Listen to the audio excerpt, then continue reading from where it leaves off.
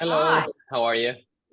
Hi, thank you so much, Caroline and Sergio, to be here today in the Align and Attract Lounge. It's my pleasure, and I really appreciate your time.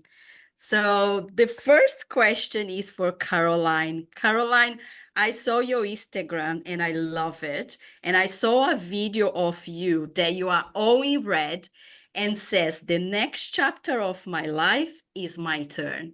I want to know from you, when was the pivotal moment that you have the awakening and you said, "Now is my turn"? I think the moment I decided to get divorced, that was the hardest decision ever to make because, I think my life wasn't bad. I was great. I could go off, do whatever I wanted. I had my own life and but then I realized that just wasn't enough.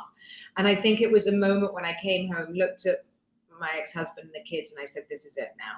And then, I realized that it's not enough just to sort of get through. I wanted this fairy tale, like I wanted this dream life, and that I wanted to create myself. I love pink. I love, laughter. I love to travel. I want to do all these things. So I think it was just, I think I was about 36, 37. No, I was 43 when I finally left. So I knew I spent a good 5 years thinking about it. And I think when I was 43, I just stood up and I was like, that's it, it's my turn. I'm going to do exactly what I want. And at the end of the day, it's not a popular decision because we're meant to, give everything to our kids and our husbands and, sacrifice. But actually, I think it's the right decision for every woman. And I love that you call it an awakening because it is. And, you suddenly wake up and go, this is my only life. I'm not coming back, this is it. So you have one shot, and like my life isn't to give it to anybody else. It's for me. Amazing. I completely related to you. And let's talk about, for women 40 plus out there, let's talk about how they can overcome judgments and stereotypes from society to date a younger man. Well, I think, first of all, it's just knowing who you both are. Like, I think Sergio and I really were able to do that. Oh my God, are you drinking wine? I know my husband doesn't No, it's drink. water, it's water. Water. It's water. He leaves me for a week and starts drinking. Who are you? And I think when you are sure of yourselves, right? We were sure we were right, and he never wavered. I wavered more than he did.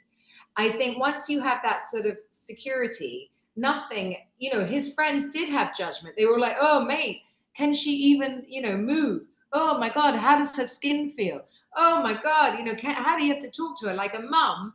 And, I think the most important is you have to follow your gut, like that's something that I did, like I felt something inside and then we just stick to it. And I think that really helped Caroline to kind of just follow my gut feeling because I think she had it inside, but she was very afraid of taking that, leap of faith and saying, oh my God. You're an idiot. Everyone's telling you an idiot. Everyone's telling you this is a moment and this won't last. And he's going to be off with a younger woman. Like everybody. There wasn't one single friend of mine that said, yes, this is a fabulous idea. Even my parents, so imagine. Yeah, I can imagine. But let's bust some myths here. My question is for Sergio. So, Sergio, there is a misconception out there that men are intimidated by powerhouse women. And of course, Caroline is a powerhouse. Can you tell me a little bit about this misconception? I mean, of course, I think they are, and I think it really works this way around. And I'm not afraid because I don't see her as my competition. I see her as someone who is there, who I can learn from her. And I think that's the biggest issue with men, that they see women as a competitive figure, and then it's just never gonna work because most of the marriages I know where the women makes more money than the men, they don't work in a long term. Why? Because at the end she takes over the man, and then like that evaluates that figure. And when you are confident with yourself, and you see her as someone who you can learn from, and everything goes to the same pot, you can really build something together. And I think I am not afraid because I'm younger than her, and I took the decision that I can really learn from her, and I can just join basically what her. Yeah, this is beautiful. Like it works as a partnership, isn't it? And Yeah. as a relationship coach, I see you guys are very aligned with vision and goals. Can you guys share with me how is the process you go together as a couple to build your goals and your vision? It's not always, by the way. For me, it was quite hard to get on board with some of the things Sergio wanted to do. Like Bali for me was not the dream, right? I was like, what? I've been there twice. Like, what are we talking about here? Like, if we're going to buy property, we'll buy it here. I can go down the road and I can manage it. Like, how am I going 8 hours away? What are you talking about? Now he's done it. I wanted to support that side of his dream. He was so passionate about it. I was like, okay, well, then you're going to have to do it. And now he's in it and we've broken down. I'm so excited. Now I'm like, oh, my house is going to be here. And Oh my God, I want to do this. I want to do this. By the way, when I do interviews, it's my idea. Don't tell anyone. Exactly.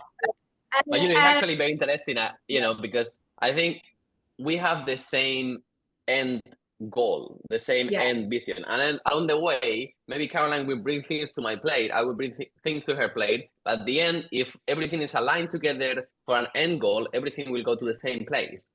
And I think that's just what's happening. Like she brings something to a table, I would say no, but then at the end I say yes. And, the same with her. And then everything just goes on the same direction, which I think is the most important thing. Is that we want to be somewhere quiet, the two of us, where Sergio will pamper me like a pooch for the rest of my life while I'm incapacitated. That kind of work. I mean, I like that idea. And amazing. And we are here in Australia. And of course, Bali is very close to us. So how is the vision for the Sansara Nest in Bali? Oh, that's Sergio. Go on. No, I mean, the vision basically is, as you know, we love traveling and we really try to find, very unique places, remote, and everything is about the experience. I think, tourists now, they switch completely and they only go to places where they can actually just create an experience. And I think that's what we are really bringing into the table, something very unique, in the heart of Ubud, where you can see rice paddies, jungle and river, and each of the suites or bedrooms will be a completely unique experience. And then now we're going to build a community next to it, so everything will be like a very, very unique place where we can have like an amazing community of people, and we will be there as well. So amazing. So to close our conversation here today, what is the tip that you guys give to us to attract and manifest more in life, in business, and love? I mean, I think, just keeping clear on your vision, right? So Sergio and I update our vision boards all the time. And it's so funny because I used to have it right in front of me, right? And as by default, actually, because we were doing our room, I'm looking around because I can't see it. But I had them here on the floor because we were cleaning up and I had to do a new one. I haven't done it yet. But actually I was thinking, oh God, that one didn't work. And it's not that good. And now I'm looking at it and I'm like, oh my God, so much actually came. Actually, I didn't see it in my pictures, but now I'm looking. It's like it's a lot of things happen actually. Things have happened on it. So I love it. That's why we do the journaling as well, which is funny because JT hates that part. He thinks we're airy fairy, but he's coming round. But it really helps because when the journaling, obviously, and I always try and tell everyone this, it is not a magic wand.